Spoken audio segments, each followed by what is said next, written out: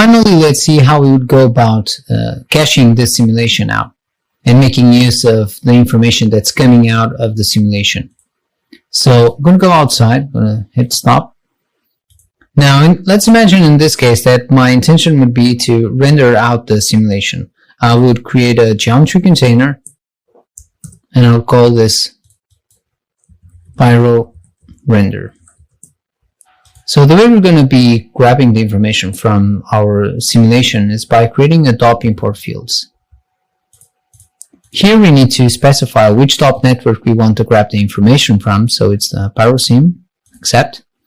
Next, I'm going to type in the name of the smoke object that we have on our DOP network, and we need to specify which fields that we want to import. We have a bunch of presets here, so let's choose smoke. And now we should see what we have.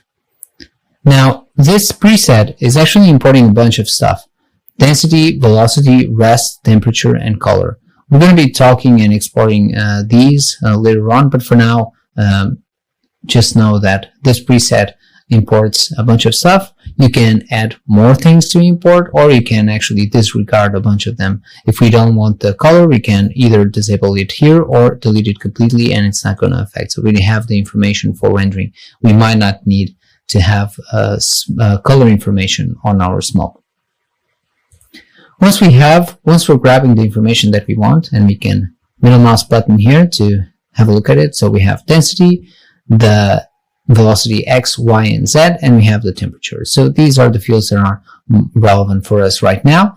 Let's say we don't really need the velocity, and if we don't need the velocity, we can just disable it. The rest attribute is not something that we're creating on our simulation, so we might not need it.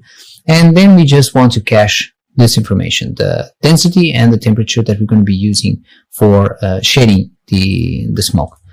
And in that case, we would create a file cache, and we can just connect it here, and you would say, I'm going to create instead of saving it on the geometry, I'm going to save it on sim, something like this. And we would just save to disk.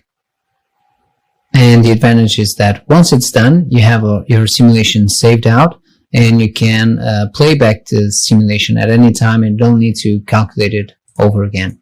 Okay, you can just turn on load from disk, and it's not going to be, even if I change something on my simulation right now, let's say I'll go to the PyroSim, and let's say I change the resolution to 0.004. The simulation, as you can see, the cache simulation is gone. But if I go here to my Pyro Render, I'm loading from disk this information. One advice in terms of caching smoke sims is that it is going to make a huge difference if you save out velocity fields or not, in terms of how much disk space you're going to be needing to save out your simulation. So unless you're absolutely sure you're going to be needing the velocity field, maybe for having motion blur on your renders or something like that, but if you think you're not going to be using it, then it's a good thing not being able to disable it.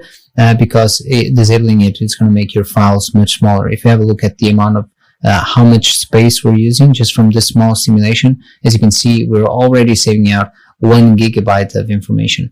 If I were to have included velocity field, this would be around 4 gigabytes. Okay, keep that in mind.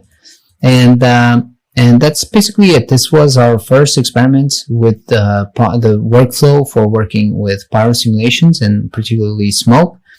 And on the next lesson, we're going to be starting off a very small project. We're going to be trying to apply what we've learned so far to a more specific goal, which will be to create a smoke vortex.